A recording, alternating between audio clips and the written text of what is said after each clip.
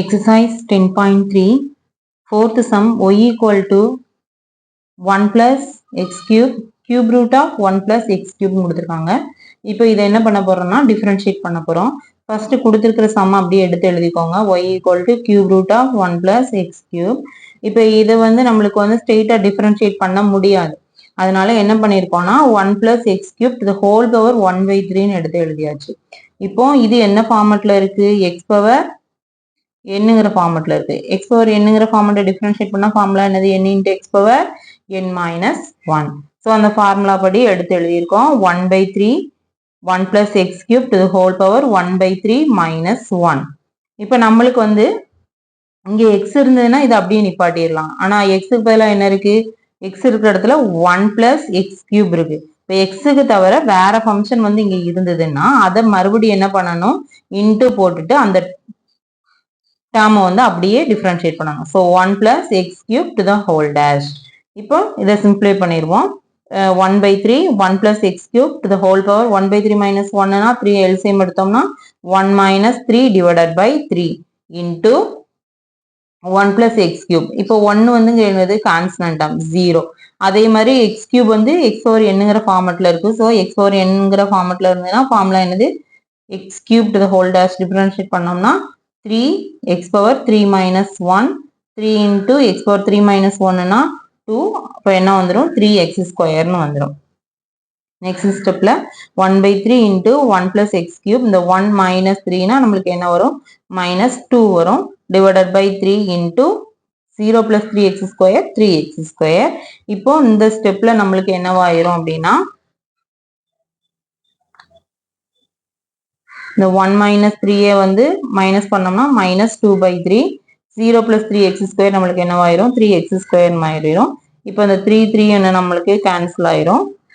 Cancel ஆயிட்டு remaining என்ன இருக்கும்? இந்த x square அப்படியே இருக்கும். இங்க பவர் minus 2 by 3 இருக்கிறதுனால கீழே கொண்டு வந்து எழுதும் போது அது என்னவா மாறிடும்? நம்மளுக்கு plus 2 by 3 மாறிடும். ஸோ இதோட answer x square divided by 1 plus x cube to the whole power 2 by 3.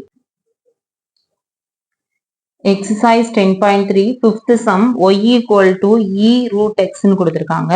இப்போ இதை என்ன பண்ண போறோம்னா டிஃபரன்ஷியேட் பண்ண போறோம். y equal to e root x எப்பவுமே கொடுத்திருக்கிற சம்ம ஃபர்ஸ்ட் எடுத்து எழுதிக்கோங்க. இப்போ டிஃபரன்ஷியேட் பண்ண போறோம். டிஃபரன்ஷியேட் பண்ணும்போது e power x டிஃபரன்ஷியேட் பண்ணா நம்மளுக்கு ஃபார்முலா என்னது? e power x. e power x differentiate பண்ணா e power x. So e power x differentiate பண்ண e power root x இருக்கு. அப்போ e பவர்ல இருக்கு. அப்போ இதை டிஃபரன்ஷியேட் பண்ணா e power root x தான். ஆனா இங்க x இல்ல, என்ன இருக்கு? root x இருக்கு.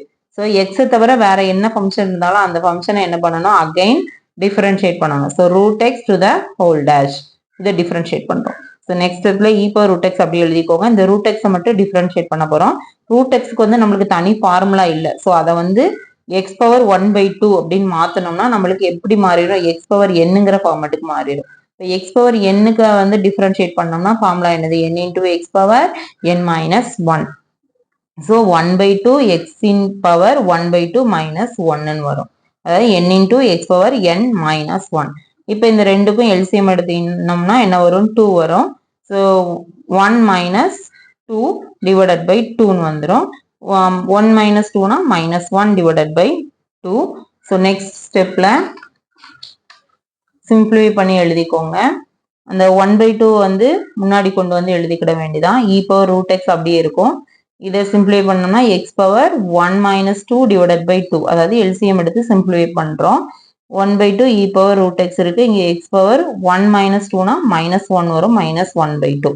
ஸோ நெக்ஸ்ட் ஸ்டெப்ல e power root x மட்டும் மேல அப்படியே இருக்கும். இந்த x power minus 1 by 2 கீழே வந்ததுன்னா x power plus 1 by 2 மாறிடும். ஸோ நம்மளோட answer e power root x divided by 2 root x. Thank you.